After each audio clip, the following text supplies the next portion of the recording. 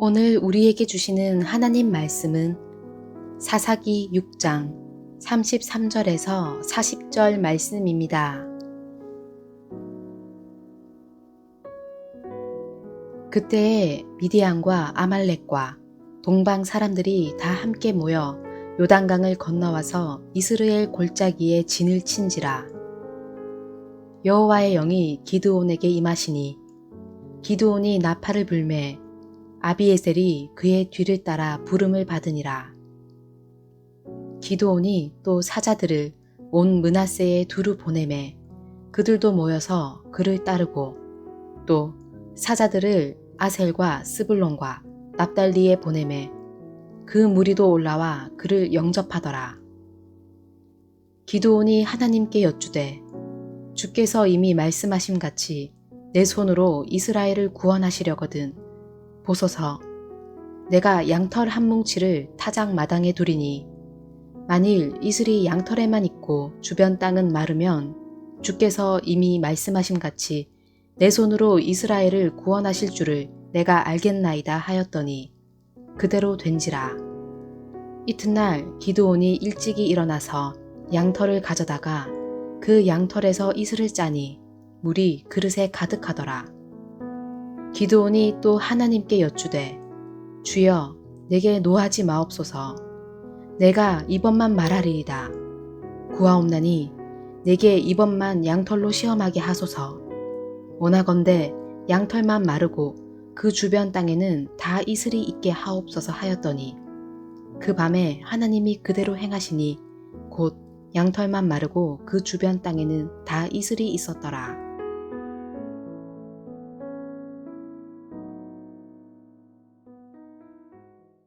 오늘 본문의 첫 절인 사사기 6장 33절을 읽겠습니다. 그때 미디안과 아말렉과 동방 사람들이 다 함께 모여 요단강을 건너와서 이스라엘 골짜기에 진을 친지라.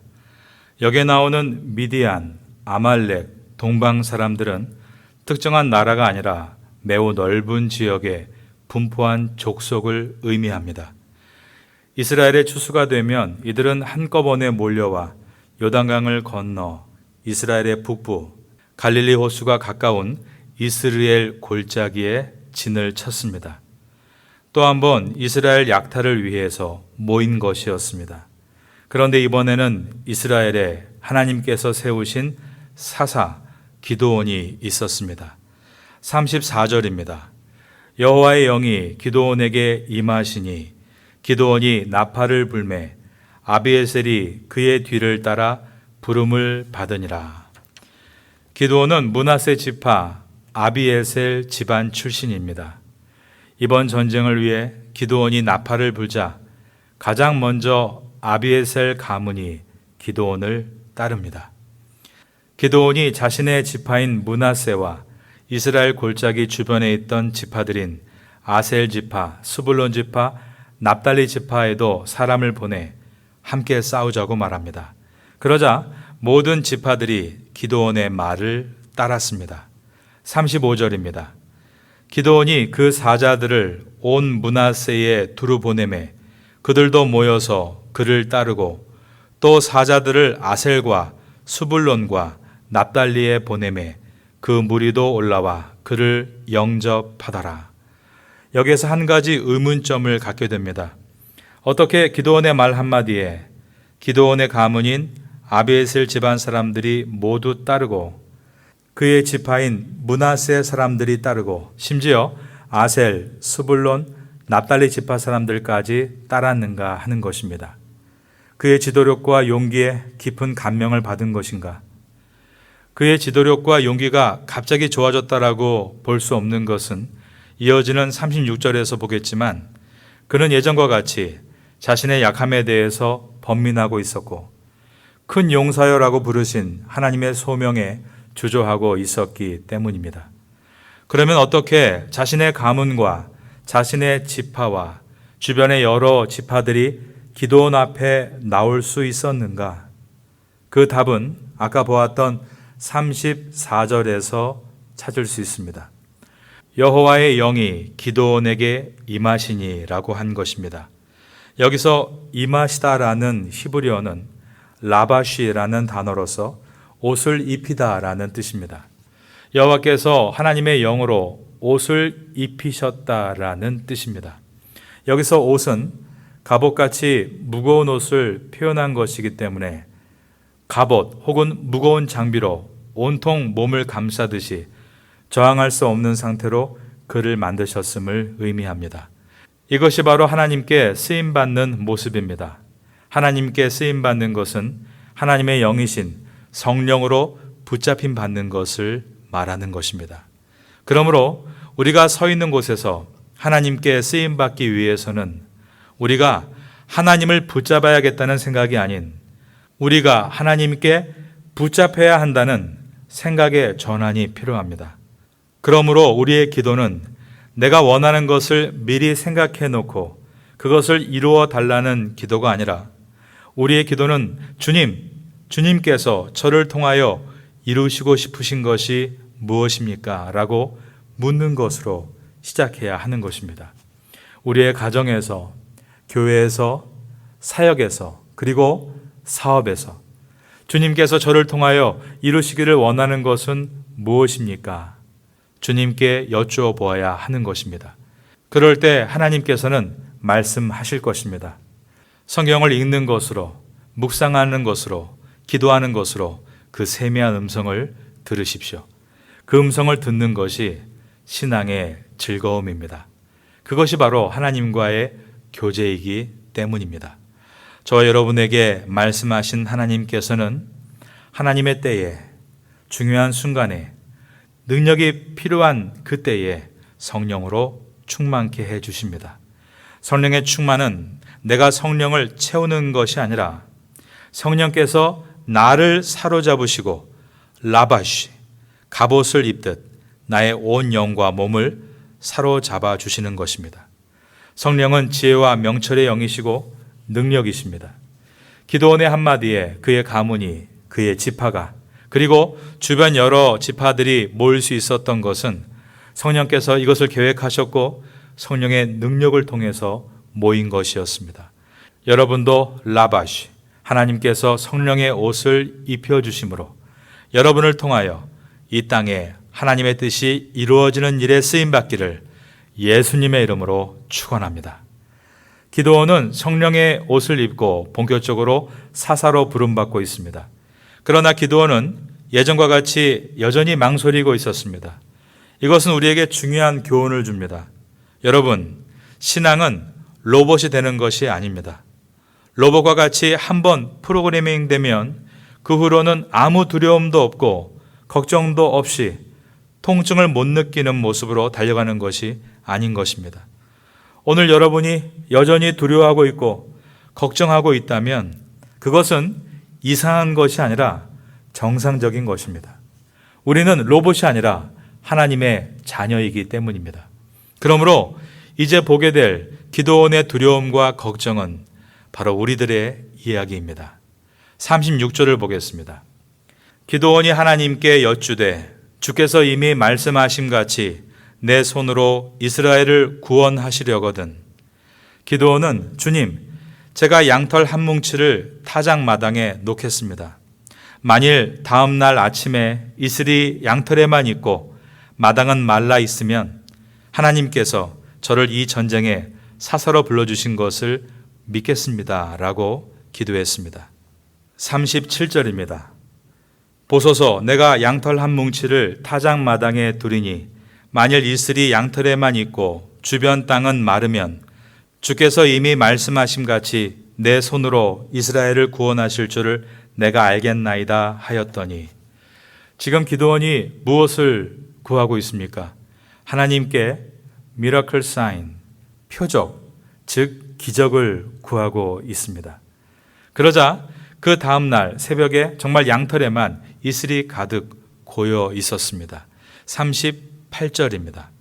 그대로 된지라 이튿날 기드온이 일찍이 일어나서 양털을 가져다가 그 양털에서 이슬을 짜니 물이 그릇에 가득하더라. 타작마당은 이슬이 전혀 내리지 않고 양털에만 이슬이 맺힌 것은 자연현상으로 보기에는 불가능한 일입니다. 게다가 양털에서 짠 물이 가득할 정도로 고인 것은 미라클 사인, 기적이었습니다. 여러분, 기드온이 이러한 표적을 구하는 것은 믿음의 표시일까요? 불신의 표시일까요? 불신의 표시입니다. 하나님께서 너 강한 용사여라고 이미 모든 것을 말씀하셨는데도 불구하고 그 말씀을 믿지 못하는 불신의 표시가 바로 표적을 구한 모습이었습니다. 그런데 하나님께서는 그의 불신의 요구에 성실하게 응답해 주십니다. 기드온은 한 번 더 표적을 구합니다. 이번에는 반대로 양털에만 이슬이 내리지 않고 주변 타작마당에는 이슬이 내리게 달라는 기도였습니다. 39절입니다. 기드온이 또 하나님께 여쭈되 주여 내게 노하지 마옵소서. 내가 이번만 말하리이다. 구하옵나니 내게 이번만 양털로 시험하게 하소서. 원하건대 양털만 마르고 그 주변 땅에는 다 이슬이 있게 하옵소서 하였더니, 이것은 좀 더 확실한 표적을 구한 것으로서 땅보다 이슬을 흡수하기 좋은 양털은 마르게 하시고 그 주변만 이슬이 내리게 달라고 요청한 것이었습니다. 그런데 그 다음날 보니 정말로 지난밤 하나님께서 양털에만 이슬이 내리지 않고 주변 땅에만 내리게 하신 것을 확인할 수 있었습니다. 40절입니다. 그 밤에 하나님이 그대로 행하시니 곧 양털만 마르고 그 주변에는 다 이슬이 있었더라. 기드온이 이렇게까지 할 이유가 무엇입니까? 그는 너무 두려웠던 것입니다. 자신이 사사로서 군대를 지휘해서 적들과 싸우는 것이 너무 자신이 없기 때문이었습니다. 자신을 사사로 부르시고 성령으로 옷 입혀주시고 놀랍게도 수많은 사람들이 자신의 권위 앞에 모이는 것을 보았음에도 그는 두려웠다는 것입니다.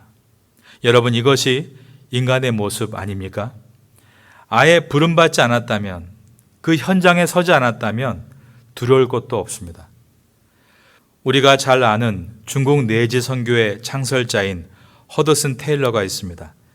그는 신사의 나라 영국 국민이면서도 턱시도를 입고 선교한 것이 아니라 머리를 중국인처럼 길게 따고 중국인의 정통 옷인 치파오를 입고 선교했습니다.